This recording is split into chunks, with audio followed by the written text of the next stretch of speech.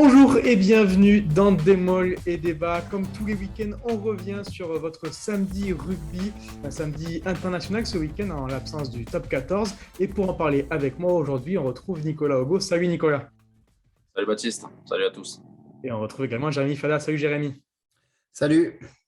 Et on va commencer avec l'enseignement du week-end. C'est la surprise de ce week-end. L'Irlande a battu la Nouvelle-Zélande 29-20. C'est une vraie surprise. Nicolas, personne s'y attendait. Oui, alors les Irlandais restaient quand même déjà sur une victoire face à ces mêmes Néo-Zélandais à domicile. Effectivement, on voyait la Nouvelle-Zélande arriver en Europe avec l'envie de battre encore des records et des records. Et on ne voyait pas qui c'est qui allait les arrêter. Et il y a eu un véritable grand match aujourd'hui à Dublin entre l'Irlande et la Nouvelle-Zélande. Les Irlandais ont fait un match stratosphérique dans l'intensité qu'ils ont su mettre, notamment devant dans les ballons au sol. Ils ont privé les Blacks de ballon et ils sont allés 8 minutes dans les 22 mètres des Blacks. Et même l'écart au score est finalement pas si important que ça par rapport à la même mise qu'ils ont eue sur le ballon. Ils ont privé les Blacks de ballon et sans deux exploits des All Blacks, comme ils savent le faire sur deux ballons de récup ou sur deux petits ballons laissés en route, et le score aurait été beaucoup plus à l'avantage des Irlandais. Ouais. Jérémy, t'es d'accord, c'est une vraie surprise. Il y a des choses exploitées pour les Bleus avant le match de la semaine prochaine?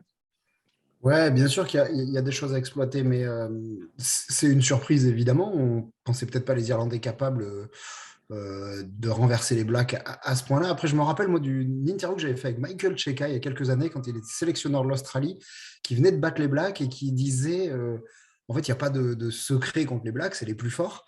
Par contre, le seul truc, il faut arriver à les faire sortir de leur feuille de route, de leur ligne conductrice, parce que si on les laisse dérouler, on est mort. Et la meilleure moyen, c'est de prendre le score.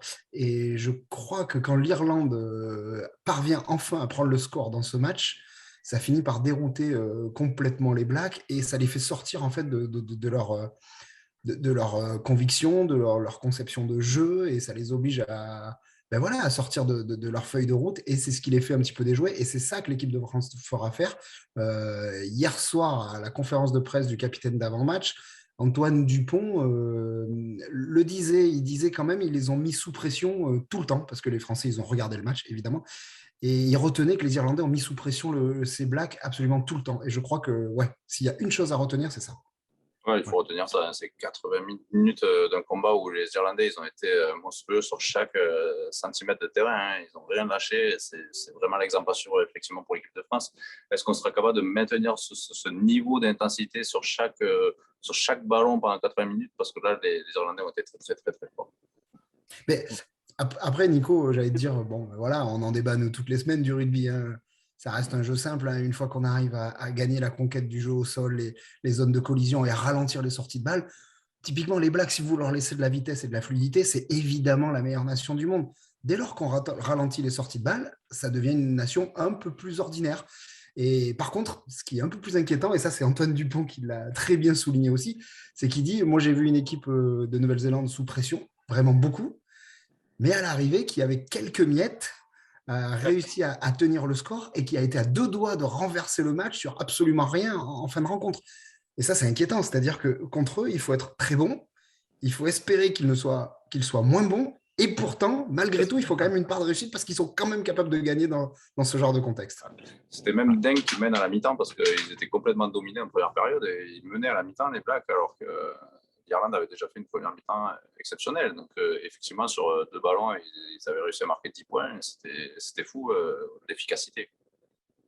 Voilà, donc pour le match phare de ce samedi, donc l'Irlande qui domine 29-20 la Nouvelle-Zélande et comme on l'a dit, le score ne reflète pas la domination irlandaise sur l'ensemble du match. Voilà, énorme performance des Irlandais. On passe tout de suite à la question qui fâche et puisque les numéros 1 mondiaux ont perdu, la question est la voici. Est-ce que ce n'est pas aujourd'hui l'équipe de France qui peut le plus prétendre à cette place de numéro 1 mondial? Quel est ton avis, Jérémy? Pour moi, non. Parce que sur le talent, sur les promesses, sur des projections, oui, peut-être. On espère tous qu'on sera champion du monde en 2023. Il n'empêche, aujourd'hui, cette équipe de France, si elle a séduit et si elle laisse augurer des lendemains qui chantent, elle n'a encore rien gagné. Elle n'a pas gagné de titre. Et tu dis, à juste titre, que les All Blacks ont perdu. Mais dans le même week-end, les champions du monde sud-africains ont gagné.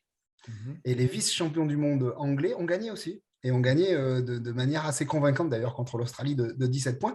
Donc je pense que ces équipes-là, alors je ne sais pas si elles sont aussi talentueuses, si elles ont autant de ressources que l'équipe de France aujourd'hui, peut-être pas, mais elles ont quand même un vécu collectif, et notamment du très haut niveau, qui aujourd'hui est supérieur au 15 de France. Et ce 15 de France, il a encore besoin de construire. Et je crois que cette tournée d'automne, ça peut être un socle importantissime pour la suite. Voilà, battre la Géorgie ce dimanche, évidemment. Et ce match contre les All Blacks, il arrive vraiment au bon moment. Voilà. Si on bat les All Blacks en plus dans une semaine, je crois qu'on va vraiment faire un grand pas dans la construction de ce groupe. Très bien. Ton avis, Nicolas? Je pense aussi que les Sud-Africains en fait, nous montrent sur cette tournée qui sont quand même encore la référence mondiale absolue en termes d'efficacité et de résultats, parce qu'on pensait que cette équipe, on ne savait pas trop où elle en était, avait un an sans jouer, ils sont revenus, ils ont fait des matchs qui ne nous avaient pas vraiment emballé face aux Lions britanniques, mais l'enjeu était tellement fort, on était vraiment dans un bras de fer. Ils avaient remporté ce bras de fer tant bien que mal, ça nous éclatait. Et puis là, ils arrivent en Europe et ils vont gagner au Pays de Galles et puis ils gagnent en Écosse, qui était quand même euphorique après leur victoire la semaine dernière contre l'Australie, les Écossais. Et d'ailleurs, ils ont quand même fait un bon match encore face aux Sud-Africains, mais les Sud-Africains, ils sont cliniques, quoi. Ils imposent leur rugby quoi qu'il arrive et franchement, ils ont marché sur tout le monde. Très bien. Donc, sur les promesses, si je résume, les Français ont peut-être le plus de talent, le plus de promesses pour les années à venir. Mais voilà, n'ont pas encore cette qualité-là qu'ont les meilleures nations mondiales aujourd'hui, comme vous l'avez cité, donc l'Afrique du Sud, la Nouvelle-Zélande évidemment, ou encore l'Angleterre, pour gagner ces matchs et gagner ces titres. On enchaîne avec vos coups de cœur et vos coups de gueule. Et on commence tout de suite avec votre coup de cœur sur les féminines, c'est ça? Ouais, mais on est obligé, j'allais dire, voilà, c'est un coup de cœur vraiment sympa, mais ça vient aussi dans une logique des dernières années, notre équipe de France féminine qui fait que progresser, en même temps qu'elle prend de la place aussi dans le rugby français, et c'est bien mérité. Aujourd'hui, ce week-end, l'équipe de France féminine a battu les Black Ferns. J'espère qu'elles auront montré la voie pour les garçons. La Nouvelle-Zélande, ça reste quand même une référence sur la scène mondiale, même si on peut penser que la meilleure équipe du monde, c'est l'Angleterre. Les filles, aujourd'hui, sont peut-être la deuxième meilleure équipe du monde. Et c'est pas rien, parce qu'elles ont gagné, et elles ont gagné, mais de manière très convaincante. Face à la Nouvelle-Zélande, c'était à Pau, en imposant notamment un énorme combat aux Néo-Zélandaises. Je crois que là-dessus aussi, les garçons devront retenir quelques leçons. En tout cas, bon, ça fait du bien. Voilà, ça fait du bien de voir une équipe de France qui gagne, et ça fait du bien aussi de voir un rugby féminin qui grimpe de plus en plus.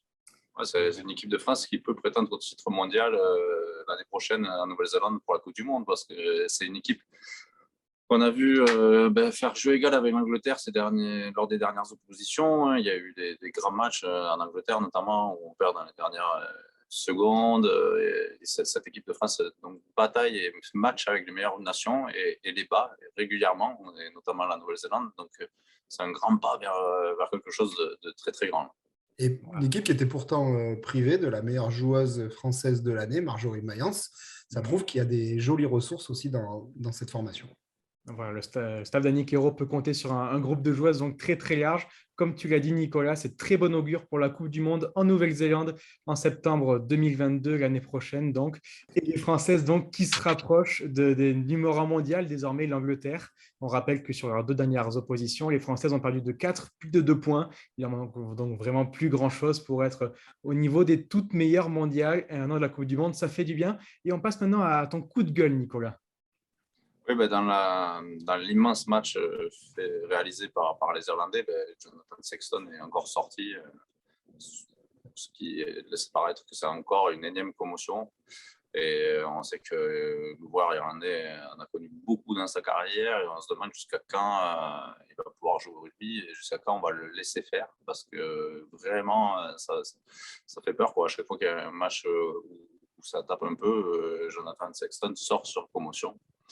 Donc, effectivement, c'était sa 101e sélection. Hein, et donc, le garçon a fait beaucoup de combats, mais finalement, la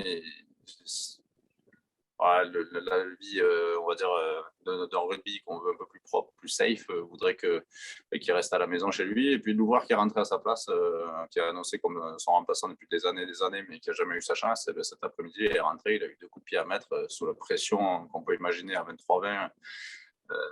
Dans les 10 dernières minutes, il a mis ces 6 points qui étaient importants et qui ont permis à l'Irlande de s'imposer. Il faut peut-être laisser la place à M. Sexton. Ouais. Non, mais surtout, au-delà du joueur en lui-même, c'est vraiment l'entourage, quoi. Ouais. C'est vraiment l'entourage. Il faut quand même se poser les bonnes questions. Ce garçon, mais qu'on adore tous, un joueur absolument exceptionnel, mais on est en droit de s'inquiéter quand même pour l'avenir. Il y a quand même des études, beaucoup qui sont sorties, il y a eu beaucoup de prises de parole.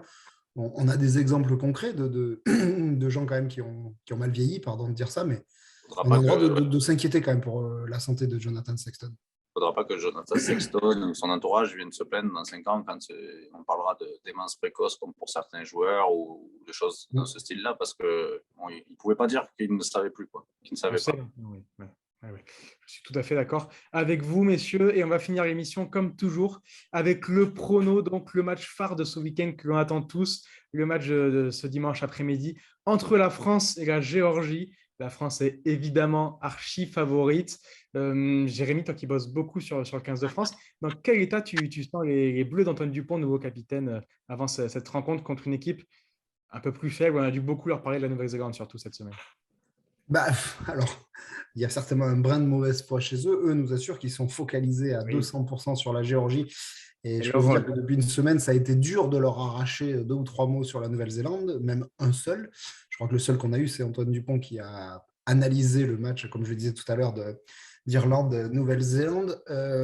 Voilà, ils ne veulent pas griller les étapes. Après, on va pas être crédule. Depuis le début, ils savent qu'il y a la Nouvelle-Zélande pour terminer cette tournée. Cette tournée qui a été lancée par un succès, il faut le rappeler, un succès contre l'Argentine. C'était le plus important.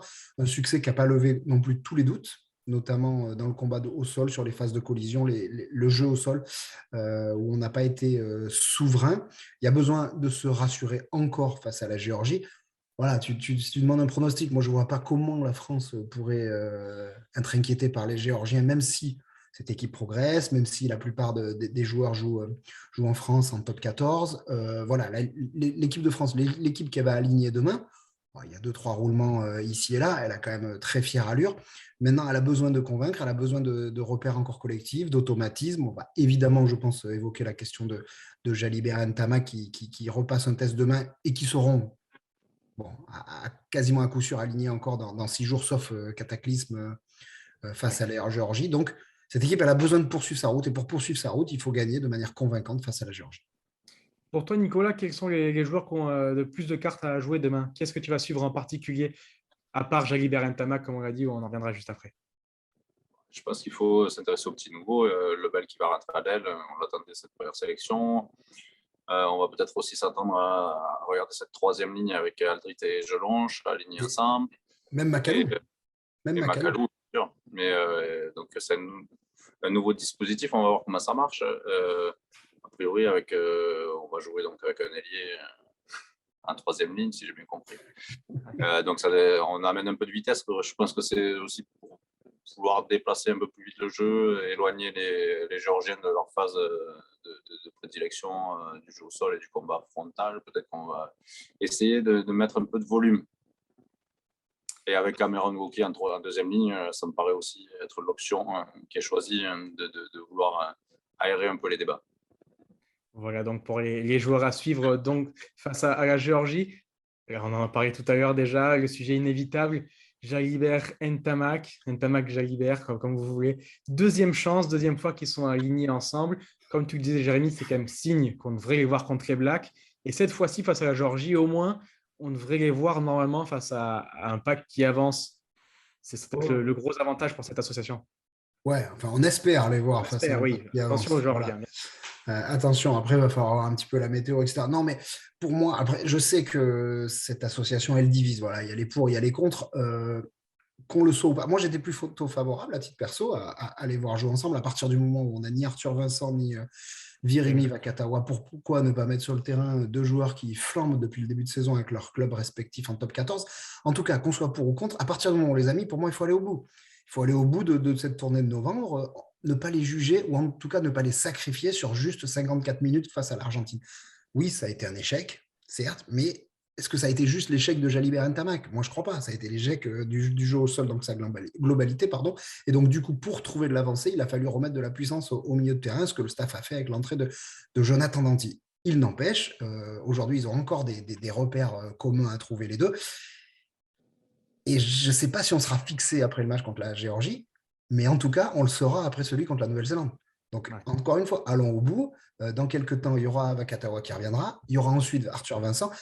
Et plus le staff aura de cordes à son arc en vue de 2023, mieux ce sera. Et on sera peut-être bien content en arrivant sur la Coupe du Monde 2023 de pouvoir changer de stratégie suivant les matchs, suivant les blessures, etc. Nicolas, tu as ton avis Ouais, sur cette association? Je rejoins totalement Jérémy, c'est exactement. Vous avez demandé notre avis cette semaine sur Rudy Birama, c'est exactement ça. Les avis étaient partagés, plus qu'aujourd'hui entre vous. Pas les nôtres. Non, mais j'ai dit la même chose. J'ai dit on a la possibilité de tester un plan B. On sait que dans le rugby français, dans les Coupes du Monde, le plan B nous a souvent manqué. On ne va pas reparler de 2003, même de 2007, où on a inventé un plan B au dernier moment avec Boxis à l'ouverture et Traille à l'arrière. Donc, ça a été un peu préjudiciable en demi-finale. On sait qu'en 2003, c'est la pluie qui est venue nous contrarier parce qu'on n'avait pas de plan B. Donc, effectivement, là, on a de quoi tester un plan B sur 3 matchs intéressants face à 3 nations, 2 du top niveau mondial et une qui va nous poser des problèmes, quoi qu'il arrive, puisque c'est quand même une bonne nation.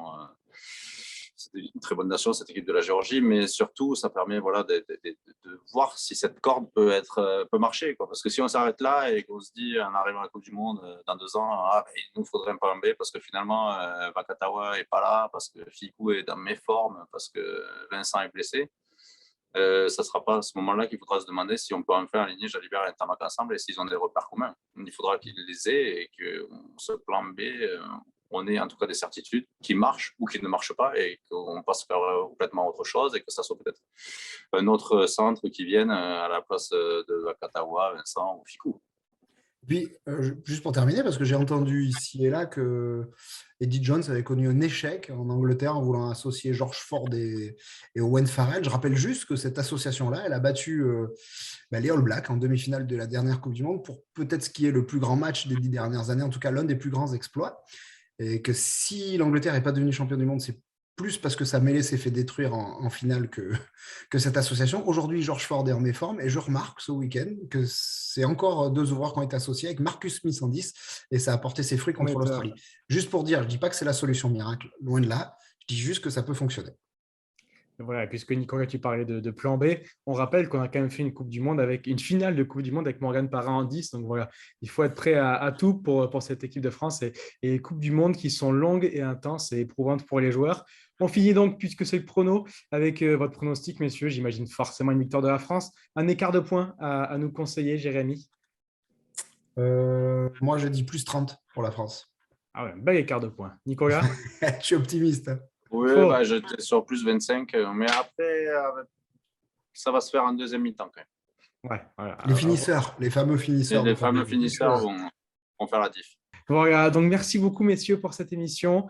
France-Géorgie, donc c'est le match phare de ce dimanche à suivre évidemment avec sur tous nos supports Midi Olympique et rugbyrama.fr comme toujours pour avoir toutes les infos, toutes les réactions après la rencontre. Voilà, ça passera sur nos 2 médias.